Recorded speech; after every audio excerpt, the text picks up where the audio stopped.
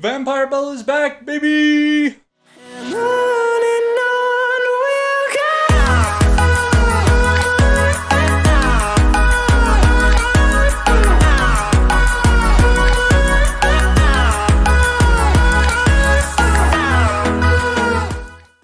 The sounds of footsteps and breathing, accompanied by a sensation of fear, seem to be stemming from a singular source. A monster girl running through a forest covered in thick fog. The next moment, she would fall over the root of a tree. As she would turn, she would see a human, an adventurer who had been dwelling this floor. As they would stop in their tracks, the monster would start to cry as the adventurer would look around. The next moment, a sound echoing through the plains. Adventurers, seemingly not from this person's party, would yell, "Where did it go? It escaped! Find the thing!" As the adventurer would also hear yet another monster. A flaming bird that had just swooped in on him. He would not take even a moment of hesitation as he would cut down the beast, and even take off his cloak, throwing it onto the monster girl. Along with this, we would see adventurers approaching the area. The first human initiating conversation with these adventurers, saying that him and his friend had just fought off a bunch of monsters, and that his aides had fallen behind. He would ask them to spare a healing potion, as his friend had gotten rather hurt. The adventurers, seeming to be in quite a rush, would ignore his request, as they would continue searching through the forest. A moment later, we would see the adventurer helping the monster girl up, having a kind of soothing aura to him. This is where we see who it is. Our brave hero, Cranel.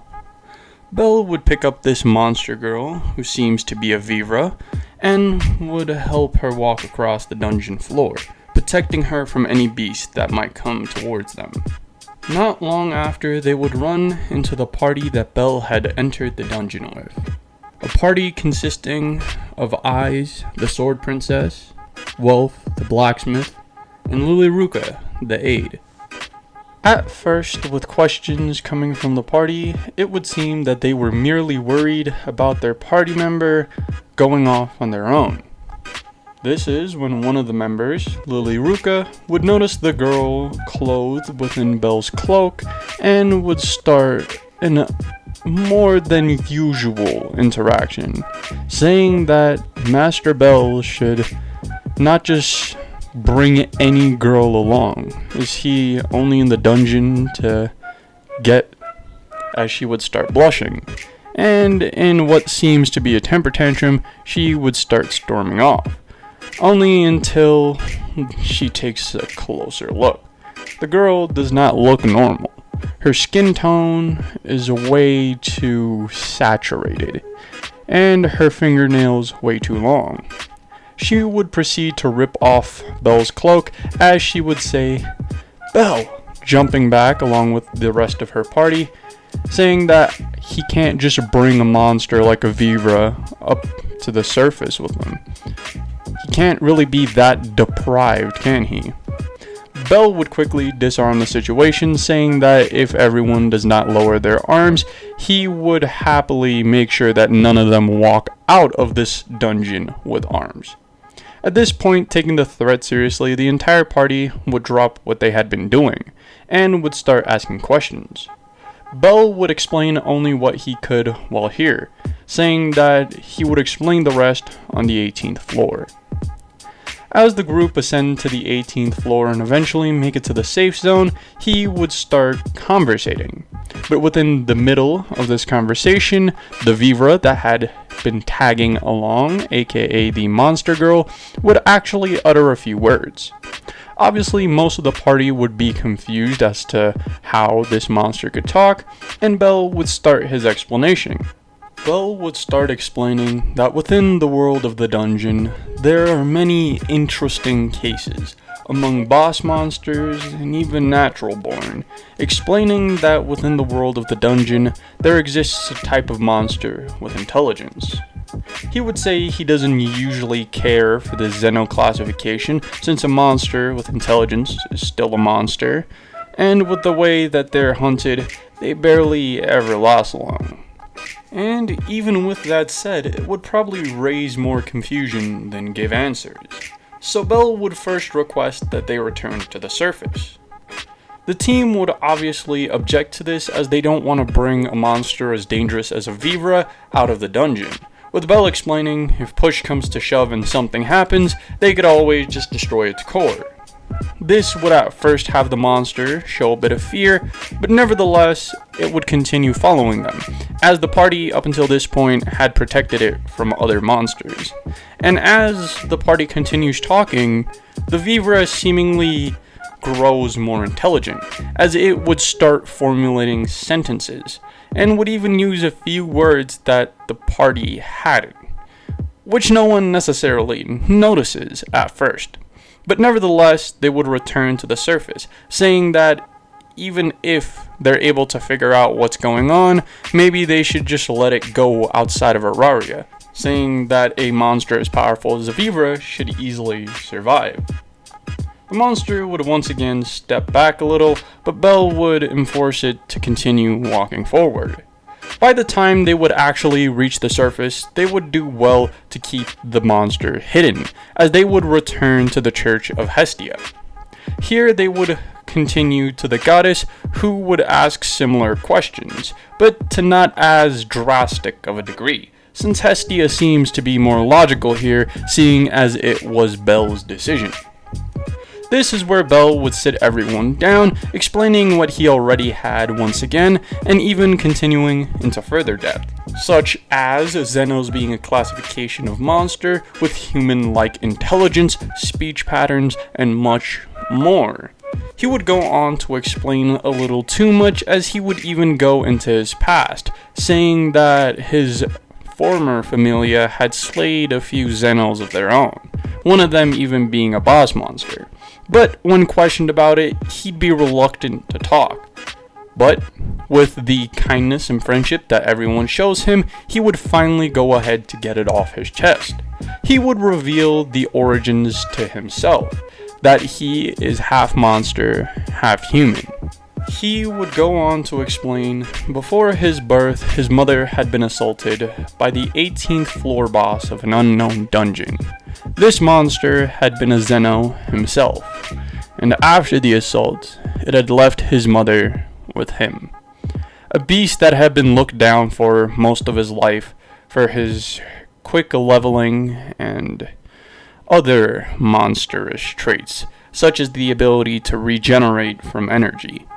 This obviously had him ostracized, even from his own family and familia.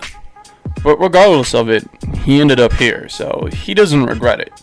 And even though he doesn't usually give lenience towards monsters, regardless if they be Xenos or not, he begs that they give this Vivra a chance. After not too long, we'd see the group getting attached to the Vivra. And even though Belle knows better than to trust a Xeno, regardless if they're intelligent or not, he still has a strong hatred towards monsters, and would attempt to keep his distance. But as the Vivra, once again, would start formulating stronger and more complex sentence structures, the group would get more invested, as they would start interacting with it more, especially when referring to Lady Eyes and the goddess Hestia. Eventually, the goddess Hestia would come to the conclusion that they must give the beast a name, and would actually request of Belle to come up with it. And even though at first Belle seemed reluctant, he would give the name Velucina, which Hestia identifies as a hero of old. Belle would blush for the first time that most of them had seen, and he would say that it's just his thing. He used to be into those stories when he was a kid. Hestia would smirk as she would say, "How about we shorten it a bit, since that seems a little long?" and she would give the suggestion of Vine, which would end up being the beast's name, as it would near immediately start adapting to it. And once again, as not so much time has passed, the party would start adapting to Vine's presence, as they would start trying to teach her basic things, including everyone except Lily Ruka, of course, since she's still spectacle of the beast. On the other hand, they would do things like teaching her basic dinner etiquette or table etiquette, and would even go on to show her some of the outside world, not leaving the ruined district, of course, since that would be a little dangerous with her being a monster and all. This would also lead to some new relationships, obviously being the weird relationship that would be between the naive Lady Eyes and Vine herself. Belle would be there to fill in some gaps in Lady Eyes' knowledge of the outside world, while Eyes herself would attempt to teach Vine of human culture. This would eventually lead to an interaction where Vine would accidentally cut the Sword Princess. This would not lead to her being shunned or anything, with obviously her feeling bad, but the guilt quickly fading as Wolf would eventually file down her nails, allowing her to more intimately touch her new friends.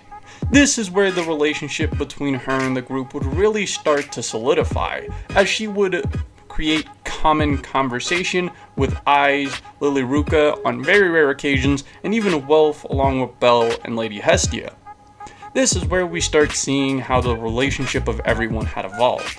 Even though Lily Ruka is loyal to Goddess Hestia, she seems to still be in a little gray area on how she feels about Belle, Wolf, Eyes, and even now Vine. On the other hand, both Wolf and the Sword Princess have grown very adept to their new environments.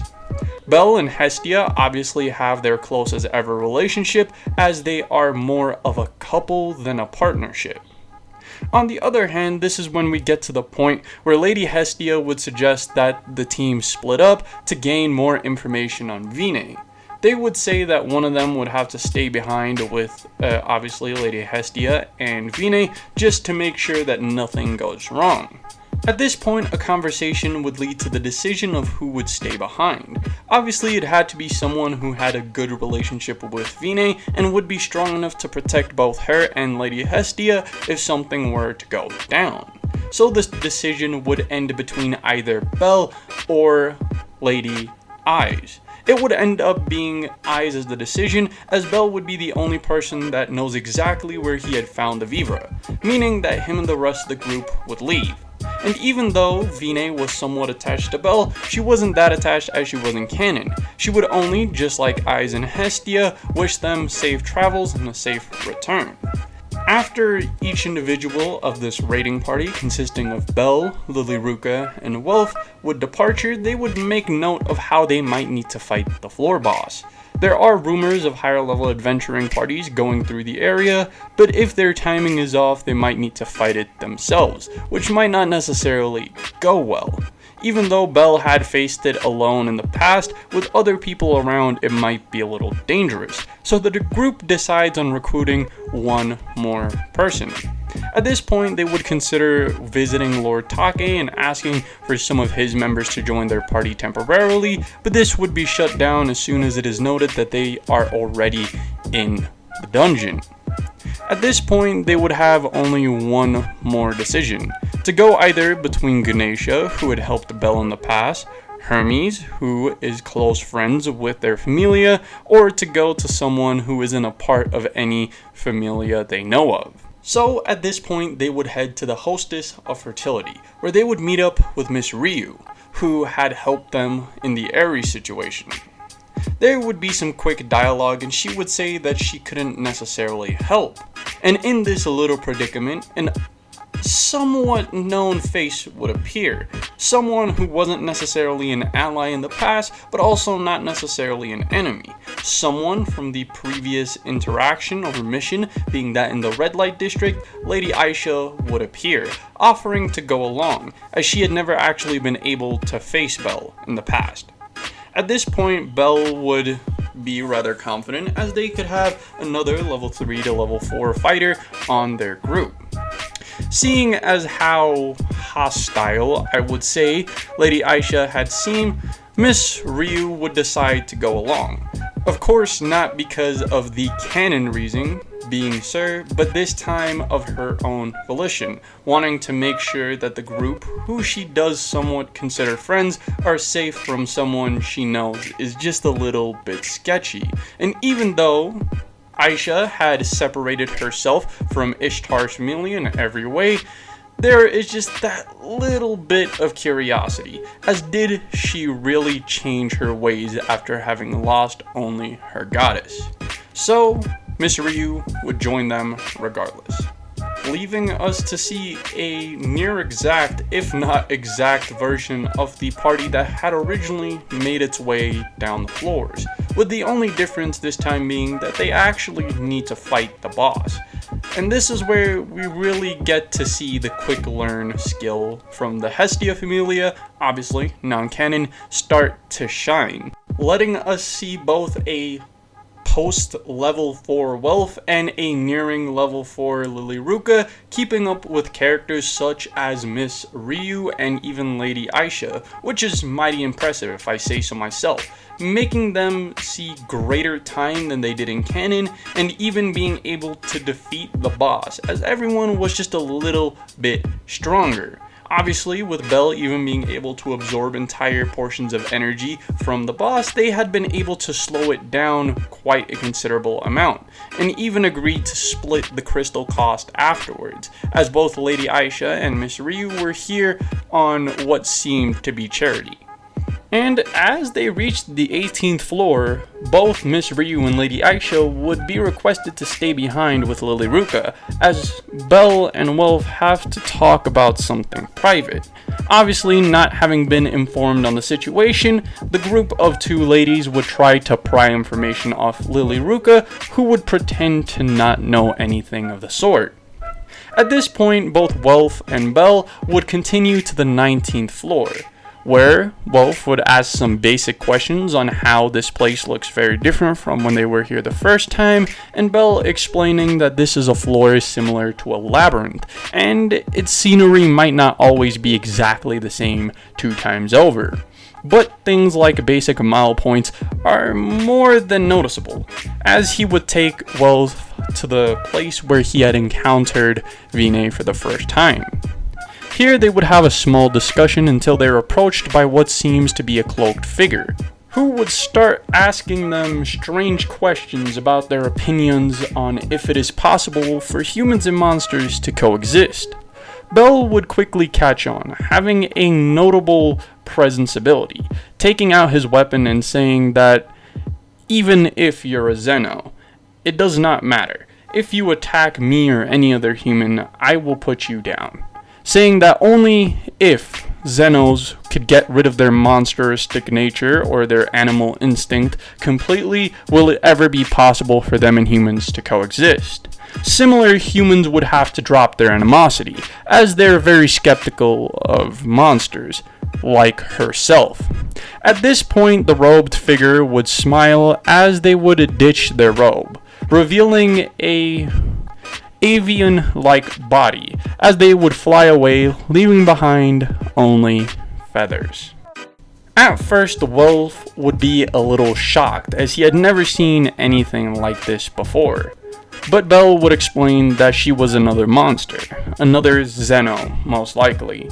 He would tell Welf not to think too much on it, since it would probably give him a headache, but instead that they should head back and talk on the discovery to Lady Hestia. So, after having split up from Miss Ryu and Lady Aisha, they would thank the pair for joining them on this little dungeon excursion, as they would return to their familia home and discuss the subject. Obviously, Vine would be surprised that there are others like her, and would kind of be happy. Belle would tell her not to get excited too quickly, since not all Xenos are friendly, as he would re-explain the interaction of his father and mother, which would get the group on edge. But since this information is rather limiting, they would have to put it off till later, at least until they are capable of gathering more information. But yeah, guys, that's going to be it for the first part of the Return of the Vampire Belle series. I do hope y'all enjoyed this video being a little longer than the usual, being about 10 minutes longer than my normal 12-minute videos. So if you did enjoy, make sure to smash like and subscribe, and even consider hitting that bell notification since I might be streaming this Friday. And yeah, that will also notify you when more parts of this series drop, and even possibly when other videos or content that you might enjoy come out as well. I'd like to also say that I do have a pretty active community over on Discord that's starting to die out a little, so if you're interested in supporting me, the channel, and possibly even gaining some new friends, maybe consider joining that Discord. The link is down in the description. So without further ado, this has been your boy Six. Peace. 1, 2, 3, let's go!